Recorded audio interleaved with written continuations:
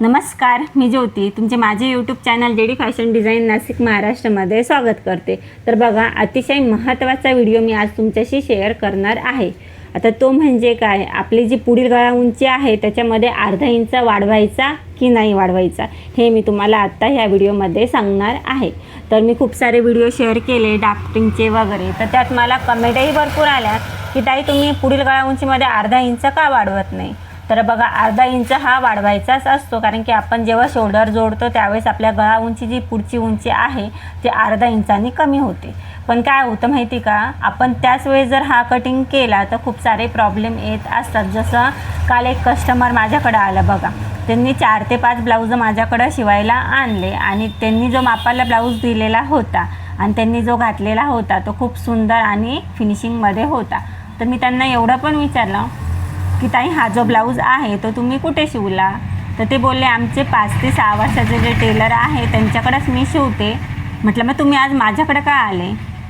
तर ते बोलतात की ना, माझा जो म्हणजे ते खूप छान शिवतात, त्यांची फिनिशिंगही बघितली तुम्ही, खूप सुंदर आहे, फिटिंगही छान आहे, पण ते नेहमीच माझा जो पुढचा गळा आहे तो अर्धा इंचानी वाढवूनच ठेवतात। तर बघा, असं जर त्या 5 ते 6 वर्षापासूनचं जे टेलरचं कस्टमर होतं ते आज माझ्याकडे आलं, तुमचेही असे कस्टमर दुसरीकडे शिफ्ट होऊ नये त्यासाठी तुम्ही हा व्हिडिओ शेवटपर्यंत नक्कीच बघा।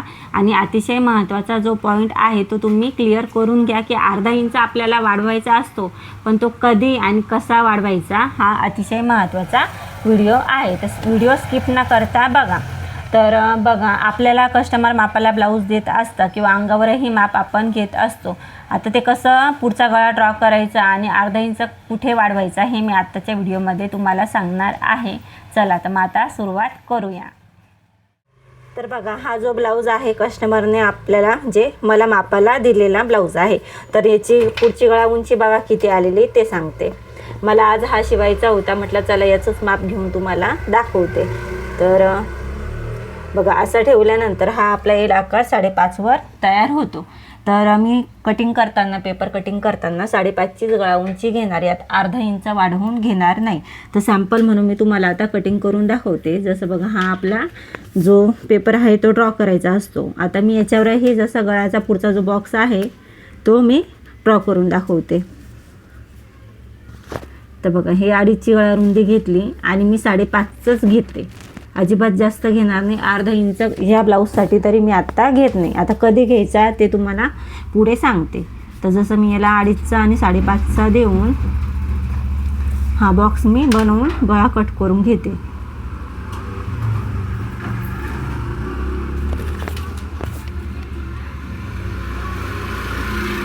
तर मी याच पद्धतीने मी ब्लाऊजची कटिंग केलेली आहे आणि गळ्याची उंची 5.5चीच ठेवलेली आहे, अर्धा इंच कट केलेला नाही। तर अशाच पद्धतीने मी कटोरी ब्लाऊजचं जे अर्धा इंचाचा मार्जिंग असतो गळ्या उंचीचा तो करत नाही। तर मी तो कट केला, ब्लाऊजचा फ्रंट पार्टही तयार केलेला आहे। आता मी का कट केला नव्हता त्याचं रिझन मी तुम्हाला आत्ता दाखवणार आहे। तर ब्लाऊजचं म्हणजे शिवायचं काम चालू होतं, फ्रंट पार्ट माझा झालेला आहे। आता मी प्रॉपर कटिंग केली आणि ते केल्यानंतरही शिवताना बघा असा प्रॉब्लेम होत असतो। मग तुम्ही पेपर कटिंग घ्या किंवा कोणताही ब्लाऊज घ्या, त्यावेळेस जेव्हा आपण हे पार्ट जोडत असतो ना कटोरी ब्लाऊजचे, त्यावेळेस हे पार्ट असे खालीवर झालेले असतात।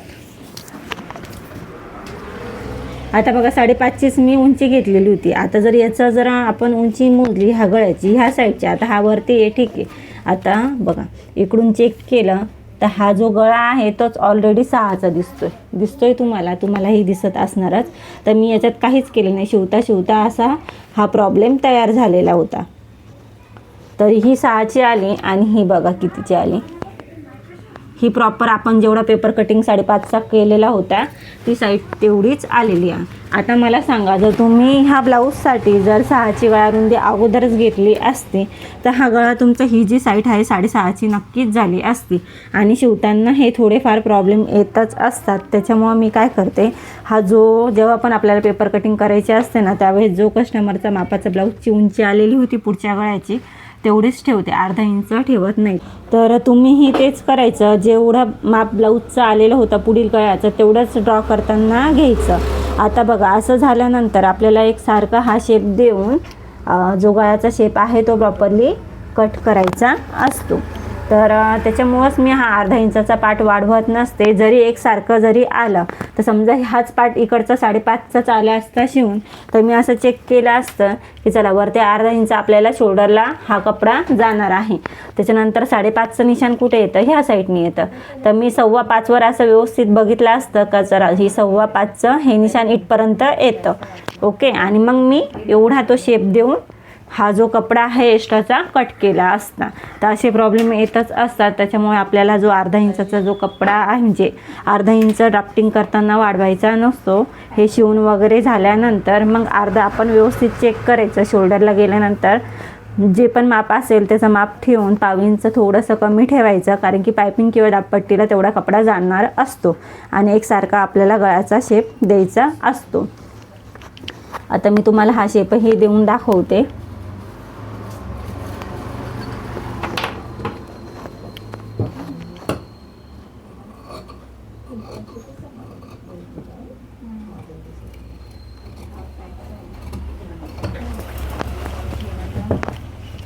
आता ह्या शेपचं ती काही गरज नाही, कारण की हा माझा ऑलरेडी 6चा आला. फक्त थोडासा राऊंड शेप मी याला देते.